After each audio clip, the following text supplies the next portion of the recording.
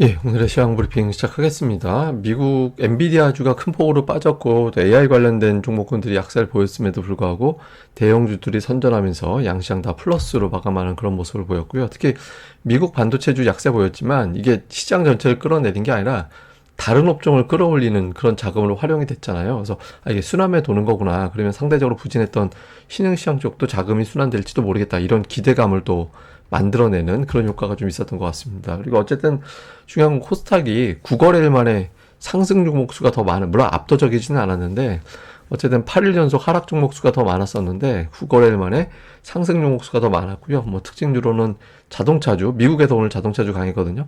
증권주, 해운주, 게임주 이런 종목군들이 산별적으로 강세를 보였습니다. 이 중에 해운주는 뭐 운임료 이슈가 좀 있어서 또 이제 운임료 대란 뭐 이런 이야기 나오고 있어서 이게 좋은 스토리로 올라갔다라고 보기는 어려운데 어쨌든 전체적으로 상승한 종목도 좀 다양해지는 그런 모습을 보인 게 특징이었습니다. 우선 미국에서 이제 엔비디아가 6.7% 빠졌잖아요. 그런데 브로드캠은 3.7%한 절반 조금 더 되는 수준이었고 마이크론 테크놀로지 같은 경우는 오늘 거의 뭐 빠진 거 별로 없는 수준이었거든요. 오히려 장중에는 142달러까지 올라가기도 했었어요. 그래서 이게 엔비디아가 약해서 다른 반도체주를 끌어내리긴 했지만 종목들별로 조금 달랐죠. 낙폭이 좀 다르게 나오는 그런 모습을 보였잖아요. 그래서 저렇게 된 거는 이제 엔비디아가 끌어내리는 힘이 다른 종목까지 당기는 힘이 약해졌다라는 의미가 되거든요. 그래서 반도체주 빠지긴 했지만 그냥 약간만 빠져주면, 약간만 밀리면 그냥 반영되는 거 끝인 것 같다. 이미 3일 동안 익숙하게 봐왔던 재료이기 때문에 새삼스럽게 놀라울 정도의 재료는 아닌 것 같다. 이런 시각이 있었던 것 같고요. 또 하나는 이건 이제 미국 사정 아닌가? 그래서 미국 증시가 최근에 밸류 부담이 있었잖아요. 그러니까 실적 대비 주가가 너무 앞서간 거 아닌가? 이런 인식이 있었는데 그런 거를 이제 자극을 했던 기술주들, 특히 엔비디아를 비롯한 AI 반도체주들이었는데 이게 단기적으로 낙폭을 워낙 세게 보이다 보니까 이 올해 3, 4월인가 뭐 그때 이후에 가장 큰 하락이 나온 거였거든요. 그래서 근데 보통 저 정도 나오면 기술적 반등으로 튕겨 올라가긴 했다. 아침에 제가 말씀드렸던 차트죠. 그래서 튕겨 올라갔기 때문에 오늘 하락으로 어쩌면 단기 바닥이 나왔을지도 몰라 이런 인식이 있는 거죠. 그리고 여기에 이제 또 하나는 어떤 특정한 종목이 빠질 때는 가장 나쁜 시나리오는 그 상승의 어떤 흐름 자체가 끝났다. 어떤 상승의 사이클이 끝났다 이렇게 보는 시각이 나올 수도 있거든요. 근데 엔비디아하고 그다음에 이제 이건 동일 가중 평균치라고 그래가지고 그냥 S&P 500의 평균적인 상승률 이렇게 생각하면 됩니다. 종목들의 평균적인 상승률 이렇게 생각하면 되는데 엔비디아가 빠졌는데 그 기간에 다른 S&P 500의 기타 종목군들은 올라오는 그런 모습을 보인 거잖아요. 그래서 이게 자금을 빼서 사람들이 나가는 게 아니라 다른 종목으로 가고 있구나. 그러니까 그냥 이거는 순환매구나. 그러니까 이렇게 생각을 하게 된 거죠. 그래서 미국에서 순환매 돌면 우리 증시에서 신흥시장이 한동안 또 안 좋았으니까 이쪽으로도 순환매 도는 게 맞지 뭐 이런 식으로 투자자들이 좀 여유 있게 생각을 했던 것 같습니다. 그리고 이제 무엇보다 국채금리가 빠졌잖아요. 근데 오늘 메리 데일리하고 이제 오스틴 글스비가 이야기를 하는 게 금리 좀 내리는 게 어떨까라는 식의 이야기를 했어요. 그러니까 금리나 말도 꺼내지 마 이런 분위기가 아니라 잘하면 내릴 수도 있어 이런 코멘트를 했잖아요. 그래서 연준 인사들이 이제 실업률 특히 고용시장에 어떤 문제가 있어서 이제 금리나 적극적으로 검토해야 된다. 그러니까 이런 취지의 이야기를 했거든요. 그래서 그러니까 금리가 앞으로 물론 이제 이 두 사람은 비둘기파예요. 그러니까 좀 매파적인 사람이라기보다 이제 비둘기파의 어떤 이제 인식을 갖고 있는 사람들이어서 이거 자체가 뭐 대단한 어떤 또는 이제 연준을 대표한다 이렇게 이야기하기는 어렵긴 합니다. 근데 어쨌든 이런 말들이 좀 나오면서 어쩌면 연내 금리를 2번 내릴지도 모르겠다 이런 분위기. 물론 오늘 증시가 뭐 엄청나게 올라간 건 아니기 때문에 뭐 좋았다 이런 건 아니지만 그러니까 미국 시장 대비 좀 선전할 수 있는 그런 어떤 흐름을 만들어냈던 게 아닌가 이렇게 봐야 될 것 같습니다. 특징으로는 하이닉스가 아침에 이제 제법 빠졌다가 양봉으로 끝났습니다. 그러니까 보시면은 이제 21선, 61선 되게 중요하거든요. 여러분들 한번 시간 나실 때 2008년도부터 2009년도까지 기아나 현대차 한번 차트를 보세요.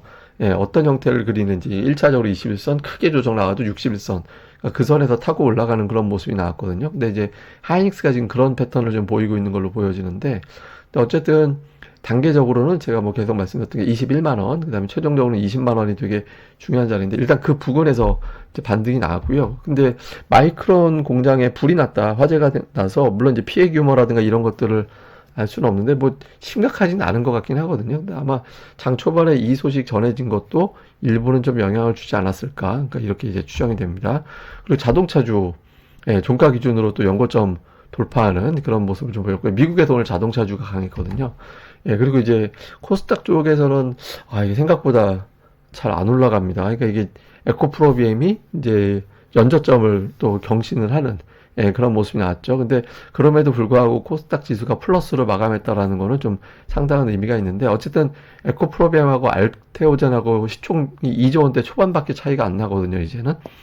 그러니까 시가총액의 어떤 구도가 좀 바뀌는지도 봐야 될 것 같습니다. 그리고 조선주가 오늘 움직였는데 HD 현대미포가 올라가고 삼성중공업이 올라갔는데 HD 현대중공업은 또 그렇지는 않았거든요. 그래서 이게 조선주 내에서도 좀 엇갈리기 시작하고 있다라는 거는 이제 이쪽에서의 어떤 움직임은 조금 와해가 될 수 있다. 그러니까 이게 와해되더라고 완전히 고점 쳤다라는 의미는 아니고, 그러니까 종목들을 밀어 올리는 힘이 이전보다는 조금 약해질 가능성도 있는 것 같아서 오히려 이런 종목들보다는 이제 좀 부품주들, 그 공급하는 업체들 이런 쪽에 어떤 매수세가 어떻게 돌아가는지 수급이 어떻게 되는지를 좀 관찰을 해봐야 될 것 같습니다.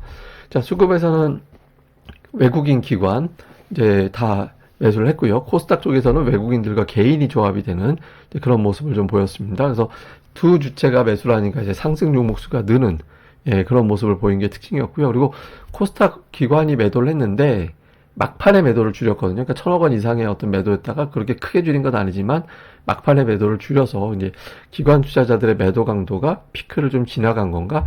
그러니까 이런 인식도 있죠.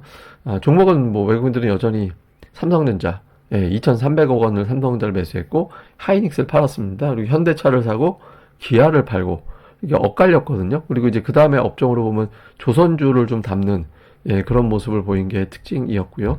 그다음에 기관 투자자들은 하이닉스를 반대로 1,400억 전체 매수의 한 60% 정도를 했고 그 다음에 보시면 현대모비스, 현대글로비스, 현대차 이렇게 들어간 게 있잖아요. 그래서 밑에 보면 이제 SL이라든가 이런 자동차 관련된 종목군들이 좀 있었고 그 다음에 이제 LG그룹주들, LG 디스플레이, LG 이노텍, 뭐 LG전자 이렇게 해서 이제 LG그룹의 IT 계열의 종목군들을 또 열심히 담는, 그러니까 자동차, 하이닉스, 조선, LG그룹 뭐 이런 것들을 좀 골라서 담는 모습을 보였습니다. 그러니까 오늘 자동차 부품주들도 되게 많이 있었어요. 현대모비스가 있었고 SL이 있었고 화신이 있었잖아요. 그래서 좀 이쪽에 좀 집중을 했던 것 같습니다. 그 다음에 외국인들은 오늘 813억 매수했는데 두 종목 850억의 HLB하고 엔캠이었거든요. 그래서 두 종목 매수한 게 있었고 그 외에는 뭐 이렇게 업종별 특징이 있었다고 보기는 어려운데 근데 그 반도체주가 좀 많이 포진이 돼 있긴 했어요. 상위에. 그런 모습을 보였고 기관 투자자들은 오늘 제법 올라간 종목군들이 기관 투자자들이 매수한 종목들이었거든요. 뭐 카페24, STI, HBSP, 알테오젠 이런 종목들, 뭐 HLB도 마찬가지입니다만은 기관들이 단계 좀 확 땡기는 그런 모습을 보였잖아요. 그러니까 종목 장세에 집중을 하는 그런 모습을 보인 게 특징이었습니다. 자, 시황 요약해보면 이제 그 엔비디아가 막 이거 약세 전환 나서 지금 100달러 가네 뭐 110달러 가네 이런 이야기들 나오고 있거든요. 그래서 오히려 역으로 이런 이야기 나올 때도 변동성이 또 한 번 정도는 또 반등 시도도 나올 수도 있어서 근데 그런 걸 역으로 한번 올릴 거냐 아니면 진짜 100달러 갈 거냐.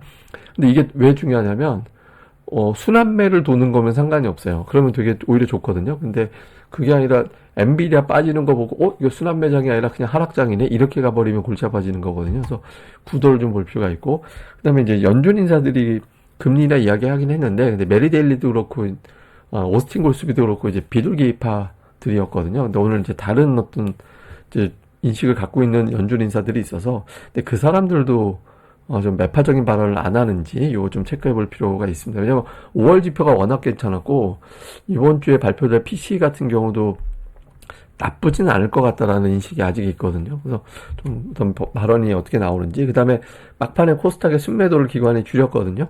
그래서 요 기관 투자자들의 매도가 코스닥 쪽에서 피크가 넘어간 건지 그 다음에 수요일 이후에 수급보다 그러니까 왜냐면 이제 중간 배당 같은 경우 배당 기준일이 이제 수요일이라서 그때 그런 게 하나가 있고 또 하나는 매도를 쭉 하다가 어떤 매도는 상반기 포트폴리오 재편 차원에서 이제 나는 여기 상반기에 털어낼 거야 라는 어떤 매도가 나올 수 있잖아요. 근데 그거는 뭐 이후까지도 더 나올 수도 있죠. 그런데 결제 기준으로 수요일이 넘어가게 되면 목요일부터는 목요일부터는 매수하기 시작하면은 하반기 포트가 돼요. 그래서 없던 매수가 일부 좀 붙는 시기가 되거든요. 그래서 이걸 이제 선제적으로 노리고 이제 매수가 붙는 종목군들이 뭐가 나오는지 이런 것도 볼 필요가 있습니다.